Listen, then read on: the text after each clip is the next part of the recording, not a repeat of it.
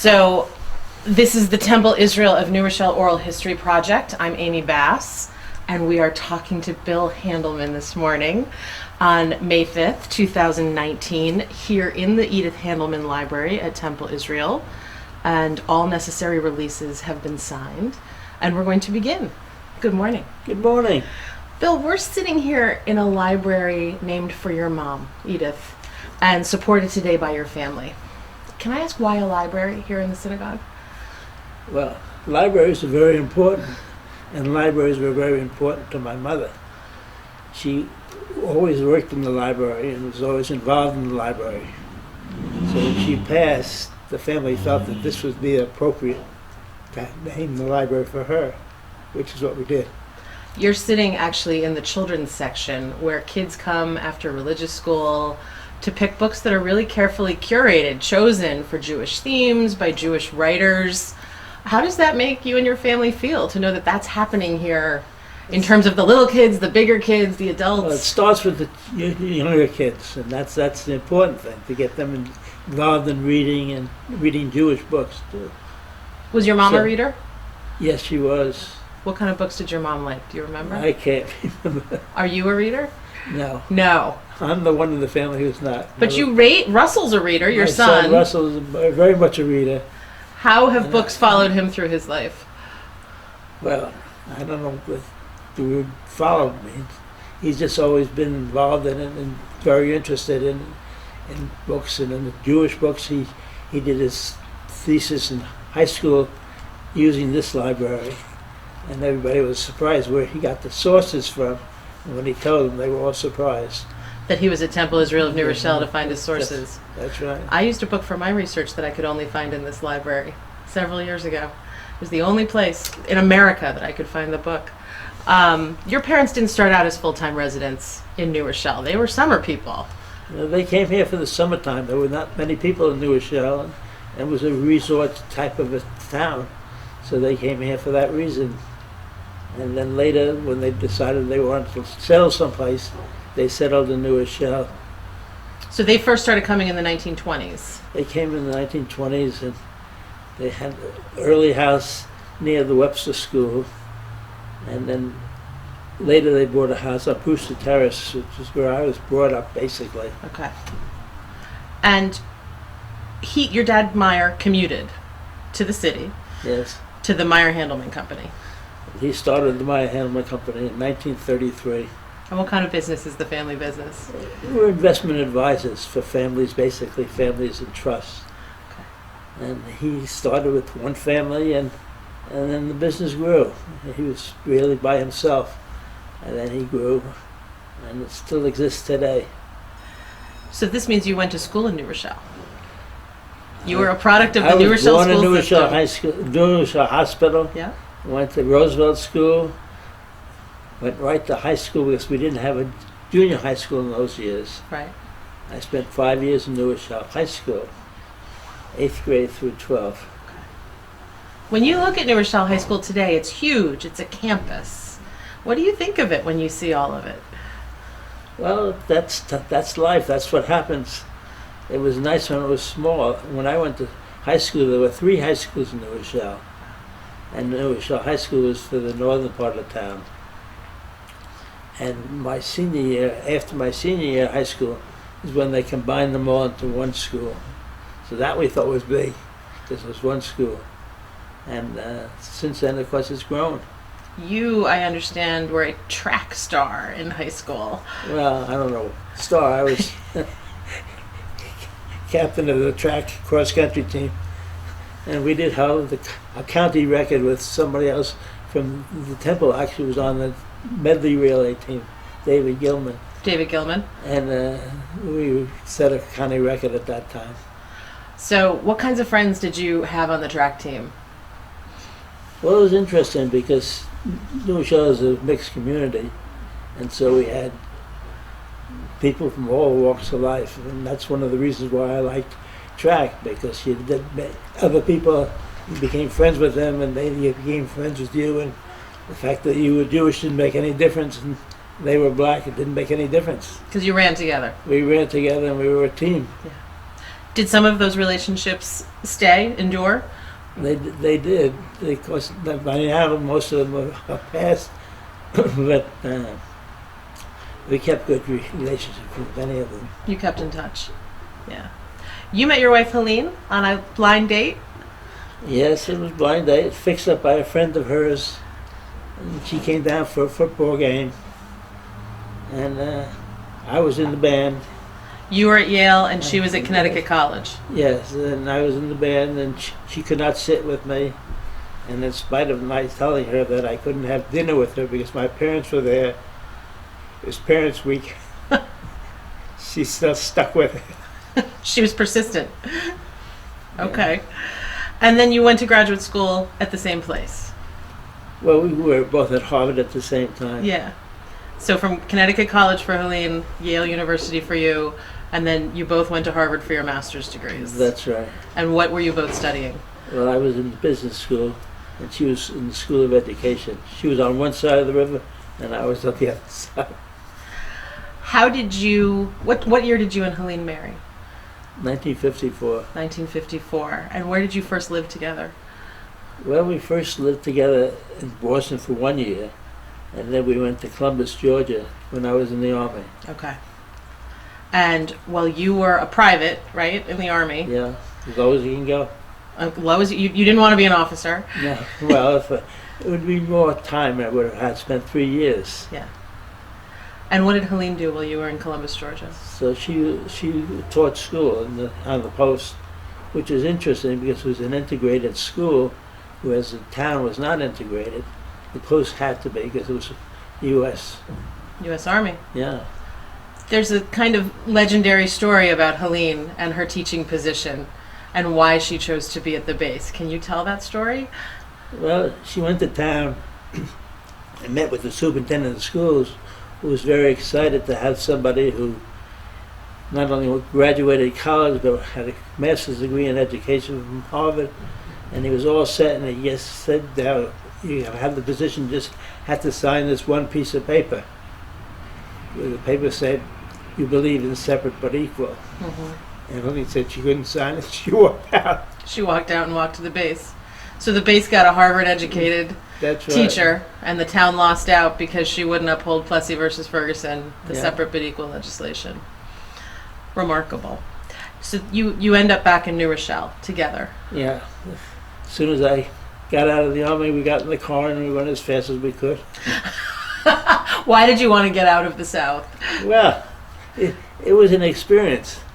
It was an experience, and while we were there, we would go to temple practically every week, I think, and we learned Hebrew in the southern accent, because down south they have to speak it in the southern accent. So it wasn't Ashkenazi or Sephardic; it was South. It was South. Okay.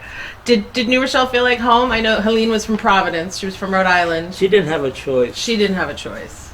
It was my home. She understood that. Okay. And you were going to work for the family business. Yeah. Your ties to Judaism, you are at services every week. It's a huge part of your life. We'll talk about your service here, but they're really deep. Your grandfather was a rabbi in Russia. Yeah, he was a rabbi in Russia, and he did rabbinic things when they came to the United States in 1907, I guess it was. Okay. And but he did not have a congregation. Okay. He just did rabbinic duties. Your father, Meyer, and his brother, Edward, were the ones who first made the introduction to Temple Israel of New Rochelle in a story that's actually recorded in the temple's history. Do you know what happened? How Meyer and Edward Handelman ended up in a rabbi's office at Temple Israel? Well, we belonged to another synagogue in town, and they chose to see whether they could make a change. They were dissatisfied at the time of the other synagogue, and so they came to see Rabbi Shankin to find out about Reform Judaism, because we didn't know anything. They didn't know anything about Reform Judaism. Mm-hmm. So they met with Rabbi Shankman. Met with Rabbi Shankman, and he explained to them, and they soon joined. And that story is actually part of Temple Israel's written history. Well, I guess that's the way it went. Yeah. Your father got very involved in Temple Israel. He was on the transition committee, right, to move the synagogue. That's right. And so, do you remember it over on Webster and the move to here? I can remember taking the Torahs out and marching from Webster to Pine Brook. It was a very exciting day. I can remember when they put the shovels in the dirt at Pine Brook, and we still have the trowel at home, which commemorates that date. I think it's in the archives here also. The shovel. The little trowels, the plastic trowels that they handed out to the youngsters. Okay. And Russell, my son Russell, had one. And your mother was also very involved. Garden Circle, as you talked, library, and she was a very creative person. Your mother, Edith, had a lot of interests. She was basically, she was an artist. She started as a textile designer, then went to painting, and then went to ceramics, and then went to silver. So it's a progression of things. And her work in silver had a bit of an impact on Temple Israel. Well, I like to say that when the time came to the temple received another Torah, and the question was the breastplate, and they were going to have a committee go out and buy a breastplate. And my father suggested that they go to my mother's silver teacher, and so the breastplate that we now have that looks like the Ark now in that shape was done by that silver teacher. It was Edith Handelman's silver teacher who created the breastplate for the new Torah. And you picked up the same kind of service that your parents did at Temple Israel. In the earlier days, I know the nursery school committee was a big part of both of your lives, you and Helene. Do you remember the nursery school committee? Well, Helene started before going back to, we didn't have a nursery school, and Helene was on the committee the first nursery school, and my son Russell was in the first graduating class in the nursery school. He became the first graduate of the high school who started at nursery school. Doing the whole span.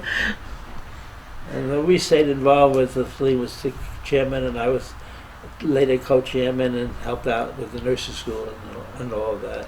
When you look at something like the Kahila School today, it's a pretty magnificent evolution. It's a different type of school, but it is, as you say, an evolution. Yeah. And then you were head of the religious school for the kids for a long time.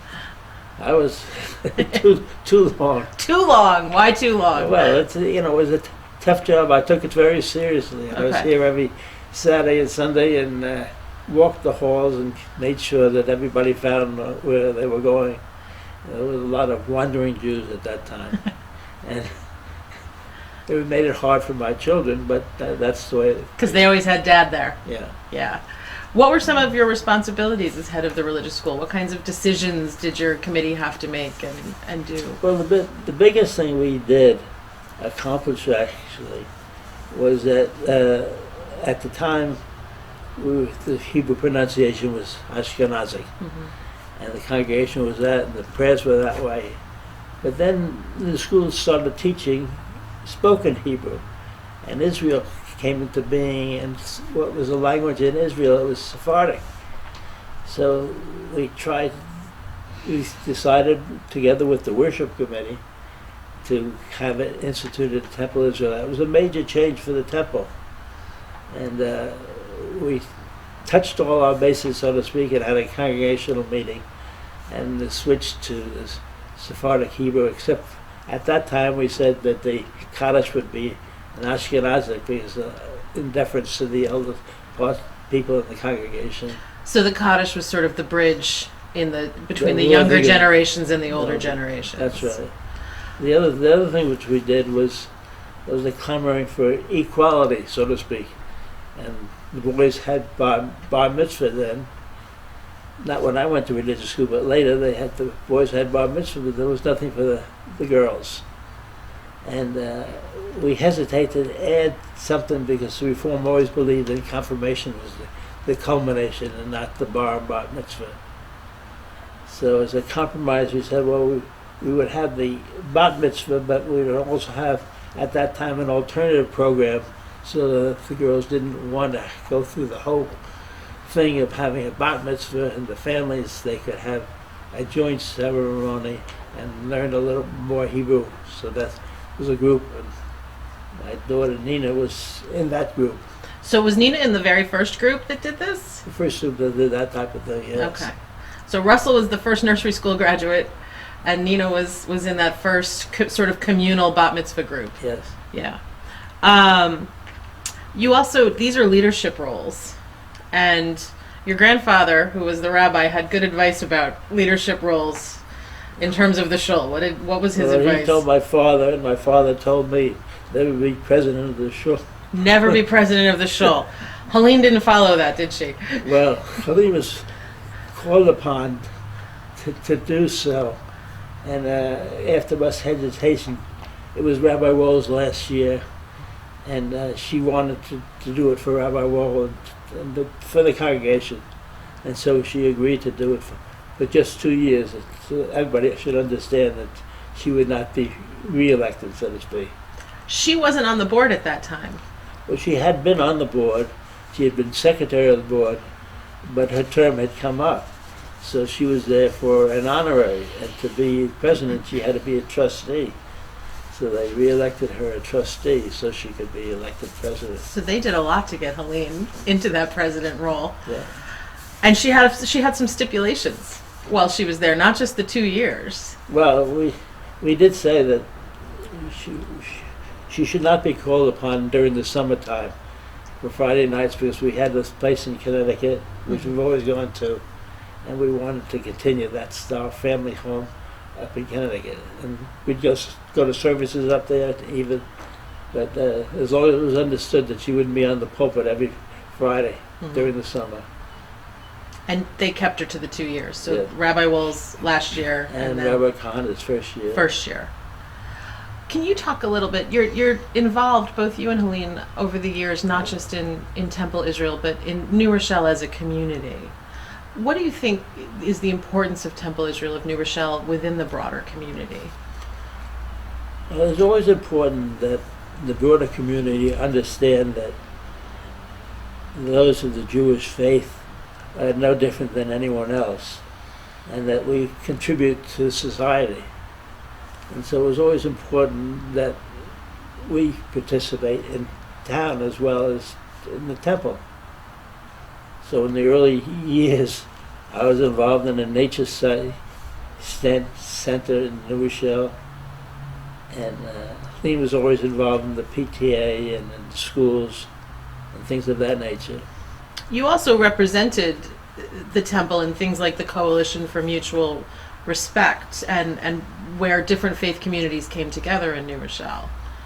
We were always supported Rabbi Wohl and the Coalition and the Interreligious Council. Interreligious Council. Both those things, and that was part of Temple Israel. That's the way we were, the way our rabbis were, and the congregants followed suit.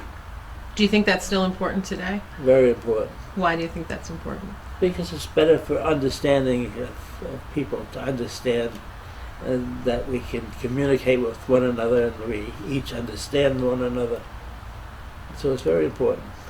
There was a post-confirmation class that actually toured all of the different faith sites, yes, in New Rochelle? And when I went to religious school, the post-confirmation, after confirmation, we met with Rabbi Shankman in his study, and then we would go to the various churches in New Rochelle to learn what they do and to see what they do. And it was a very good experience, especially before going to college, to see different religions, meet different people. How much of an influence was Rabbi Shankman on your life? He was a very strong individual and a very learned one, as you've heard. And so he was very important to everybody. And then when you think about Rabbi Wohl being here for such a long time and having such an impact again on the bigger community, how do you remember Emil? I remember Emil, and I was involved in the search committee which chose Emil. uh, he's always been more involved in the community than any rabbi. Rabbi Shankar. Rabbi Shankar was not only involved in the community, but he was involved in the World Union of Progressive Judaism. He was actually president of it, so it took him away from the town, so to speak, to do those duties. But Rabbi Wall stayed in New Rochelle, and then he became in Westchester County. He was very influenced in getting all the Jewish organizations in Westchester County. And so it was very exciting for Temple Israel that he was known all over. Mm-hmm. You and Helene were very involved in what's now called the Family Services of Westchester. You're still very involved in New Rochelle Public Library. Is it important for Temple Israel to be a stakeholder at the table in those kinds of groups? Well, we've always felt that it's important to not only to do things for the temple, but to do it for others. And so Helene got involved in the family services through the adoption service of Westchester, and then the family service, and then she went on to the region, to the national family services. So she was very involved in that. I became involved in the library. Somebody suggested I apply for the library board, and interested in libraries, and that's what I did. And that was your very first interview ever, yes? That's right. I never had to go for a job because I was going into the family business. I didn't have to interview. But to be on the New Rochelle Public Library Board, you had to interview. I had to appear before the library board to convince them that I was the one to choose. You and Helene were honored by the temple in 1984. Do you remember that evening? I remember it only for several reasons. One was which, when we walked into the Forbes Auditorium, there was a tremendous sign, as big as you can think of. It said Helene and Bill, and it had little bulbs, like Christmas bulbs, all around it. And that wasn't quite like us. Your names were in lights. It was an evening of Hollywood for the Handelmans. I know that a couple weeks ago you met with I think you had lunch with some of the Kahila kids. You spent a morning with some of the preschool. Yeah. Laurie invited me to go and see what's going on there. And it was very exciting to see what it is. And what amazes me is when the children come out at 7 o'clock at night, they're still enthusiastic. They don't want to leave at 7 o'clock at night. They don't want to leave. And that's a good thing. Sure is. What do you think about the future, the path forward for Temple Israel? You've talked to some of the youngest congregants. You're here Friday night with some of the older ones. What do you think about the future for Temple Israel? Well, I'm very optimistic. I like to see so many younger people. Of course, everybody now is younger, but everybody, younger people, getting involved in the temple and doing things and trying out things. And I'm excited about the camp. I think that's hopefully will be a very strong part of the temple.